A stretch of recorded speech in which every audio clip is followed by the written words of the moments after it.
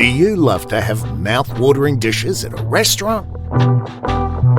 Or are you too busy with your day-to-day life and like to have packed food from a supermarket on the go?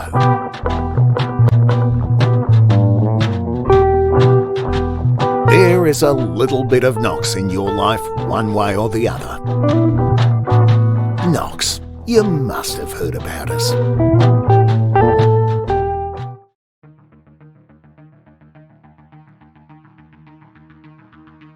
Hello and welcome to Biz Today. I'm your host Sutanthu, and today we're going to decode the severe workforce shortage faced by businesses with some possible solutions. But first, let's listen to what the business owners have to say. The workforce availability, some of my staff were unvaccinated, so they were not able to come back. I am looking to hire more staff, but I'm finding that I have a sign in the window of my shop and no one is coming in with a resume. And even though our company is advertising online, it doesn't seem to be a lot of applicants coming through. During lockdown, we lost a number of staff for a variety of reasons. And post-COVID, we have to recruit, which is improving difficult. We're hoping the government to open the borders, so we have more migration from other states and so on. So this way we can find more workers to help us. So we have to make this happen by cover more shift ourselves and work extended much longer hours, and also have to sell our house to ensure we can pay the staff. Without people, no economy, nothing gonna work, and it's really gonna affect every single person down the line. If they could offer a subsidy for these rising costs of recruiting, they could offer a subsidy to employers to say, okay, if you give this person a job, we'll pay 15% of their wages, increasing their wages, so that it's giving us less of a problem. It is no secret that the COVID pandemic has impacted each and every industry as well as the people working in it, be it agriculture, manufacturing, retail, or food services. One of the major issues faced by businesses in Australia is the shortage of available workforce, as they heavily rely on students, immigrants, and offshore visa holders. Ever since the borders were closed last year, many of them returned to their respective home countries. The government stopped granting offshore visas as well, preventing people from entering the country. The combination of these factors, multiplied with many more, have resulted in an increased labor cost and have taken a hit on the profit margins. It is evident that a rebate or a concession from the government would help the business in the short term. But to get a better understanding of the long-term effects, we have an industry expert with us on the show, Ian Dunbar.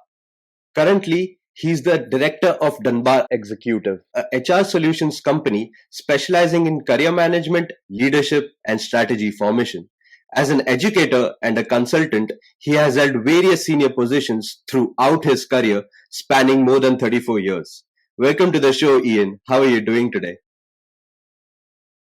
I'm well, Sutan. Lovely to see you. Nice to catch up again, having spent quite a few hours in a lecture theatre with you a few years ago, leadership and management. It's great to see you again and progressing with your career. Thank you so much. It's great to see you as well. So let's get started.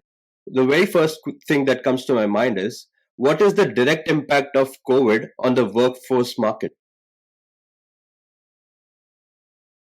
Well, many impacts. Obviously, the first one, I suppose we look at it from both the employer side and the employee side. For employers, there are all sorts of issues around staff engagement and managing people, and that's a challenge, particularly when you have businesses shut down for periods of time. Some businesses where people are able to work from home, that's fantastic, but it still provides a challenge from the employee's point of view. Well, again, we had people who were, basically sort of effectively, although there were some government support, there were a lot of people who had considerable reductions in income. Some people lost jobs. So that's obviously a challenge as well. So moving on, do you think that the workforce shortage was felt more when we came out of the first phase of the lockdown? Yeah, look, I think I think because things were so stop-start, we had a lockdown, then it was relaxed, and then we sort of had lockdowns in various places here, there, wherever, and then we have another sort of full lockdown, which arguably was worse than last year. I think the workforce issue, yeah, I mean, I think there was because people were still in shock. That was the thing last year. There was people were still in shock. Businesses didn't yet know fully how to manage it, and I think a lot of people. I think one of the problems with the first lockdown was that we were so unsure, and people were unsure of their futures. When people are unsure of their futures, one of the things this is a perennial phenomenon that you will find in the workforce generally, and recruiters will tell you about this, and individuals themselves. When people are feeling a little bit unsure about the future, when they're not 100% convinced about what may or may not happen, they will stay put. They will stay in their comfort zone. They will not look for jobs. The comfort zone for most people in this case was to go back to their home country as they lost their jobs and they struggled to put food on the table, which resulted in a huge workforce shortage.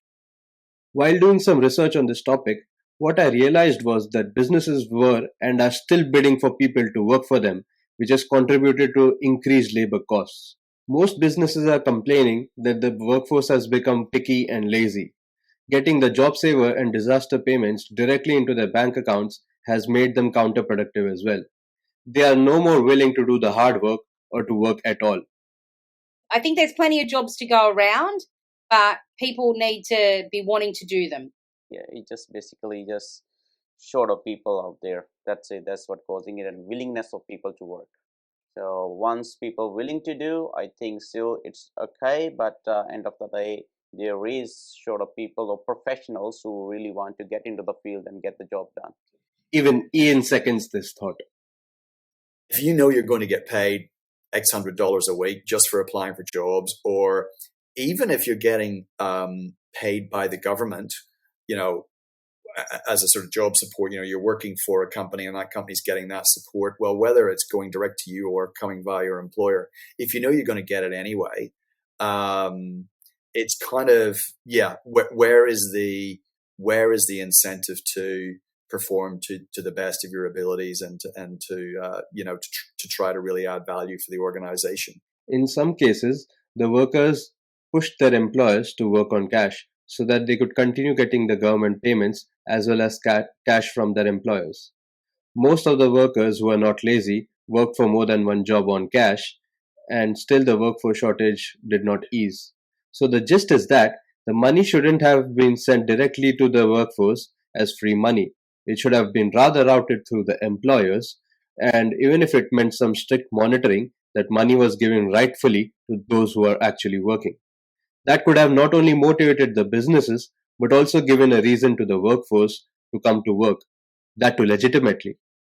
Let's hear what Karen has to say about this. I just thought that the government could maybe have put it through the employer to organise these payments for the staff. I know that maybe in some ways, or at least ask for a letter from the employer to verify that there isn't any work available or there is a problem with the work situation, because it really just made it easy for everyone to just stay home and get this money. So what is the situation now? Cost of goods gone up, the cost of labor has gone up. Generally, everything is up and up and up, and which make it difficult for us to run the restaurant. Well, it's been a bit of a struggle to hire new people, or even to keep our current drivers in the field, because they just trying to avoid work sort of, so because of the COVID scenario, and I think it is a bit of struggle to keep the people to work at the moment. Many businesses think opening up the borders and bringing in more people is a necessity. Here's what they had to say. I think the government should be open up to the border to get more international students in, so we can hire some more. And also to arranging more funding for the small business as well to support, especially in hospitality sectors and also the airlines. I think those are the one being suffered the most. Do you know, I think we should increase our intake of people coming in from overseas, but I think that they need to be skilled, and I think they need to be skilled in areas where we need those skills. I was looking at a report which said the NSW government is looking to bring in 2 million migrants over the next 5 years. Do you think that it is a welcome move and it will help the businesses and economy in general in any way? Or do you think that there can be other possible solutions to this current shortage that we are seeing? We can't just say, yeah, let's bring in 2 million more people and we'll stick them all in Sydney. And also it's New South Wales, so does that mean it's being done to compete with Victoria? Because I do find this whole thing of New South Wales competing with Victoria, competing with Queensland, I find that a little short-sighted. I actually find it rather infantile. I'm a big proponent of the abolition of the state governments in Australia. But for me, that will be a big way forward for Australia for the 21st century. And I think then what you're doing is you have a national policy on immigration. And you're not talking about 2 million for New South Wales and so many for Queensland, so many for this, that the various state governments are competing against each other. You've actually got a national picture. So that's my view. It's probably a controversial view, but it's one I've held for a long time. And I think it makes sound economic sense. Do you see any resistance to such proposed large-scale migration? It's a very controversial policy for a number of reasons. First of all, there are people that are very committed to the idea of what they call a small Australia. I think particularly of quite high profile business figure like Dick Smith. Dick Smith has always been a proponent of a small Australia. He has argued against increasing the population. Others would say, well, if we want to be a big economy, we need it's population that drives economies. It's not the land mass. It is not the fact that we're a big, single nation. We're a whole continent that is one country. It's not the size of Australia that counts. It's the size of the population.